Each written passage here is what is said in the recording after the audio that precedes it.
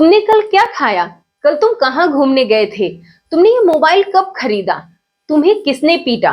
Friends, ये है past indefinite के इंट्रोगेटिव सेंटेंसेस। जब हम किसी से पास्ट में बात कर रहे होते हैं तो इसी प्रकार से हमें क्वेश्चन पुट अप करने होते हैं। इन सेंटेंसेस को इंग्लिश में कैसे फॉर्म करते हैं वो आप आज मेरे साथ सीखेंगे। और पास्ट इंडेफिनिट के नेगेटिव सेंटेंसेस और अफर्मेटिव सेंटेंसेस मैं आपको पहले ही स्टेप में पढ़ा चुकी हूँ। आज आप सीखेंगे मेरे साथ पास्ट इंडेफिनिट के interrogative sentences. So without any delay let's start. Hello everyone, welcome to my channel. I am Anjana and today I will teach you interrogative sentences of past indefinite tense. Friends, इनका structure अगर आप ध्यान से सीख लेते हैं तो इन्हें बनाना बहुत ईजी हो जाता है। और जब हम कभी भी पास्ट की बात कर रहे होते हैं, जो समय बीत गया है, तो हमें इसी प्रकार से क्वेश्चन पुटअप करने पड़ते हैं। क्या तुमने मुझे बुलाया? क्या रोहन कभी लखनऊ नहीं गया?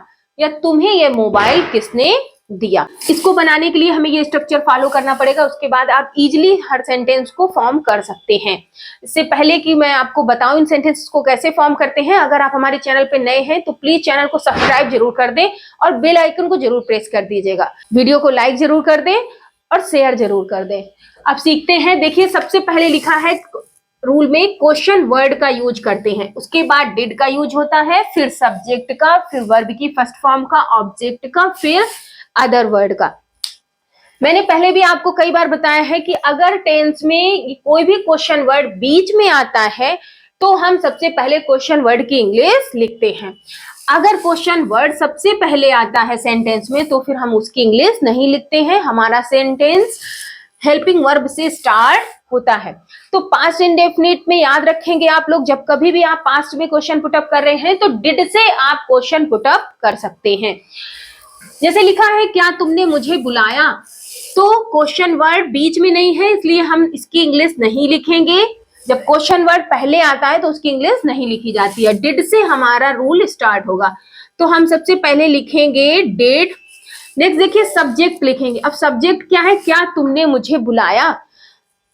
तुमने मुझे बुलाया तो इसमें सब्जेक्ट है तुम के लिए यूज हो जाएगा यू। अब नेक्स्ट देखिए वर्ब की फर्स्ट फॉर्म आती है। पास्ट इंडेफिनिट के जो अफर्मेटिव सेंटेंस थे उसमें वर्ब की सेकंड फॉर्म का यूज हो रहा था, लेकिन यहाँ डिड का यूज होता है इसलिए वर्ब की फर्स्ट फॉर्म आ जाती है। बुलाना को इंग्लिश में कहते हैं कॉल, कॉल का यूज हो जाएगा। उसके बाद यूज होगा मुझे की इंग्लिश मी। ये ऑब्जेक्ट है, बन गया सेंटेंस। देखा आपने, क्या तुमने मुझे बुलाया, डिड यू कॉल मी। क्या तुमने खाना खाया, तो did you eat the food, ऐसे बना देते हैं। नेक्स्ट देखिए क्या रोहन कभी लखनऊ नहीं गया। अब फ्रेंड ध्यान देना, यहाँ पे कभी और नहीं का यूज हो रहा है। तो कभी नहीं के लिए नेवर का यूज होता है, तो हम नेवर का यूज कहाँ करेंगे? सबसे पहले तो ध्यान देंगे क्या सबसे पहले दिया गया है, तो क्वेश्चन वर्ड की इंग्लिश नहीं आएगी। हम डिड से अपना क्वेश्चन स्टार्ट करेंगे। जितने भी क्वेश्चन आपको किसी से पुटअप करने हैं, क्या करके आपको बोलना है? क्या तुम कल बाजार गए? क्या तुमने दवाई खा ली? क्या तुमने फल खरीदे? तो ये सेंटेंसेस आप बस डिड से स्टार्ट कर सकते हैं और आपका सेंटेंस बन जाएगा। तो डिड, अब डिड के बाद सब्जेक्ट लिखना है। रोहन को लिखेंगे हम डिड रोहन कभी नहीं, तो सबसे पहले रोहन के तुरंत बाद हम नेवर का यूज करेंगे। Did Rohan never. जाने के लिए गो का यूज हो जाएगा, गो टू। कहाँ गया? लखनऊ, LUCKNOW। बन गया सेंटेंस। तो देखा आपने, नेगेटिव सेंटेंस था, कभी नहीं का यूज हुआ था, तो हम नेवर का यूज सब्जेक्ट के बाद करेंगे। Did Rohan never go to Lucknow. क्या तुमने कभी चिड़ियाघर नहीं देखा, did you never see the zoo. Next देखते हैं तुम्हें यह मोबाइल किसने दिया। फ्रेंड्स ध्यान देंगे, यहाँ पे क्वेश्चन वर्ड बीच में तो आया है लेकिन किसने का यूज हुआ है। जितने भी किसने या कौन वाले सेंटेंस होते हैं उनमें हु का यूज होता है, और ये सेंटेंस बनाने का रूल कुछ अलग हो जाता है। इसके रूल में क्या होता है, हु के बाद हम तुरंत वर्ब की सेकेंड फॉर्म का यूज करें।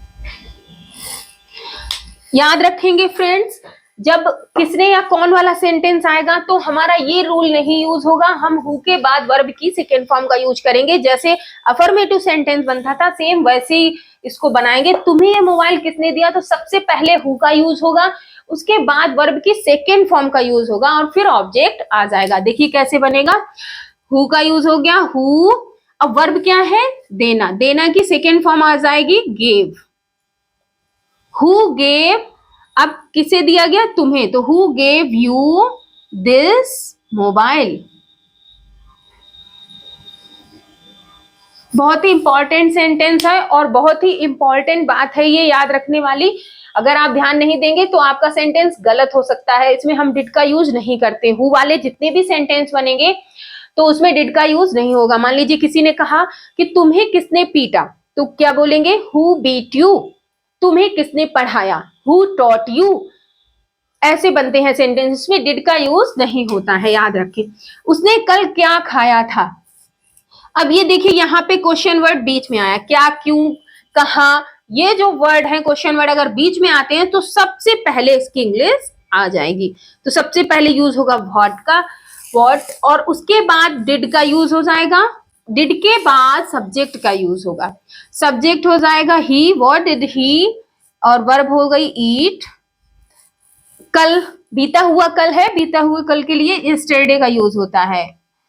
यस्टरडे यूज हो गया, बन गया sentence. What did he eat yesterday. Next देखिए, मोहन ने कविता की मदद क्यों नहीं की। अब ध्यान दीजिएगा, सेंटेंस हमारा इंट्रोगेटिव भी है और निगेटिव भी है। तो कैसे बनाते हैं? जब इंट्रोगेटिव निगेटिव दोनों साथ में हो तो क्या करते हैं? देखिए, सबसे पहले क्वेश्चन वर्ड आ जाएगा क्यों, तो वाई यूज हो गया। नेक्स्ट देखिए, डिड का यूज करेंगे हम, और उसके बाद सब्जेक्ट का यूज करेंगे। Why did Mohan. कभी भी नॉट का यूज करना हो आपको तो सब्जेक्ट के बाद यूज करेंगे इंट्रोगेटिव में, याद रखेंगे। किसी भी प्रकार का इंट्रोगेटिव सेंटेंस है तो आप सब्जेक्ट के बाद नॉट का यूज करेंगे। Why did Mohan not help, verb की फर्स्ट फॉर्म आएगी, हेल्प कविता। कविता की मदद क्यों नहीं की, तो why did Mohan not help Kavita. बन गया सेंटेंस। तो देखा फ्रेंड्स आपने, अगर आप इस स्ट्रक्चर को तैयार कर लेते हैं तो इन सेंटेंस को बनाना बहुत ही इजी हो जाता है। बस थोड़ा सा ध्यान रखिएगा कि इंट्रोगेटिव निगेटिव डबल हो तो सब्जेक्ट के बाद नॉट यूज होता है, और अगर हेल्प क्वेश्चन वर्ड बीच में है तो सबसे पहले उसकी इंग्लिश आती है, और अगर किसने या कौन करके सेंटेंस है तो हु के साथ वर्ब की सेकेंड फॉर्म आती है, और अगर क्या से क्वेश्चन स्टार्ट है तो आप अपना क्वेश्चन डिड से स्टार्ट करेंगे। इसी प्रकार आप सिंपल सेंटेंस देख लीजिए। जैसे मान लीजिए आपको किसी से कहना है क्या तुमने कपड़े खरीद लिए, तो बोलेंगे डिड यू बाई क्लॉथ्स। क्या तुमने अपना होमवर्क पूरा कर लिया, did you complete your homework. क्या तुमने उसे पीटा, डिड यू बीट हिम। तुम्हें किसने बुलाया, तो बोलेंगे हु कॉल्ड यू। यह कमरा किसने साफ किया, तो बोलेंगे हु क्लीन्ड दिस रूम। तुम्हें अंग्रेजी किसने पढ़ाई, हु टॉट यू इंग्लिश। तो फ्रेंड्स इस तरह से सेंटेंसेस को फॉर्म कर देते हैं, और अगर आप चाहते हैं कि इन सेंटेंसेस को आप कभी ना भूलें तो keep practising and keep learning, और शेयर द वीडियो जिससे कि सब पढ़ें सब पढ़ें।